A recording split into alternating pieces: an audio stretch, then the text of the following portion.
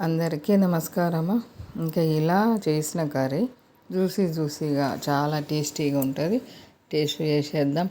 ఇంకా ఇలా ఆయిల్ పొయ్యి మీద పెట్టేసుకొని 2 లవంగాలు, 1 ఇలాచి, పట్ట, కొంచెము అనాస పువ్వు, జీలకర్ర, సాజీరా ఇవి వేగిన తర్వాత మనము ఇంకా ఇలా అనాస పువ్వు వేస్తే మంచి టేస్ట్ అనిపిస్తుంది. ఉల్లిపాయ వేసుకోవాలి, ఒకటి పెద్దది కడి చేసేసి. ఇంకా అల్లం పసుపు అంటే అందరికీ తెలిసిన విషయమే.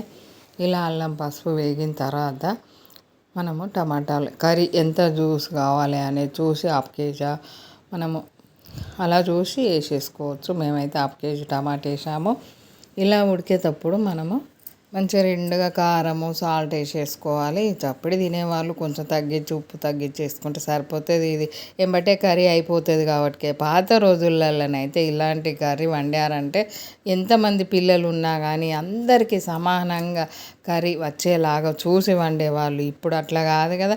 ఇంకా ఇలా మెత్తగా ఉడికిన తర్వాత మనం కొన్ని వాటర్ పోసుకోవాలి. సమ్మర్ వచ్చిందంటే వాటర్ పోసిన కూరలే ఇష్టంగా తినగలుగుతాము. చాలా బాగుంటుంది. ఇలా మనము ఇంత రెడ్ కలరు వాటర్ పోసినాక కూడా మసులుతూ ఉంటే, ఆయిల్ తేలే వరకు మసులుతూ ఉంటే ఇలా మనం కోడిగుడ్లు మనకు నచ్చిన అన్ని కొట్టి పోసేసుకోవాలి.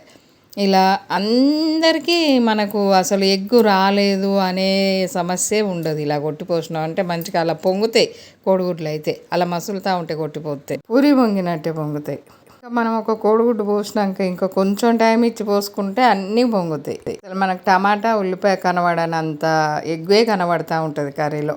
ఈ కర్రీ మంచిగా జ్యూసీగా సమ్మర్లో ఫుల్ ఎంజాయ్ చేసేటట్టు ఉంటుంది. వాటర్ పోసి వండిన కూరలే ఆరోగ్యానికి మంచిదని పెద్దవాళ్ళు అంటారు. కాబట్టి ఈ సమ్మర్ ఉన్న రోజులు కొన్ని కూరలలో ఎక్కువ శాతం వాటర్ పోసి వండుకోవడం వల్ల ఆరోగ్యానికి అయితే చాలా మంచిది. చూస్తేనే ఊరిల్లు వచ్చేస్తాను. లైక్ చేయండి, షేర్ చేయండి.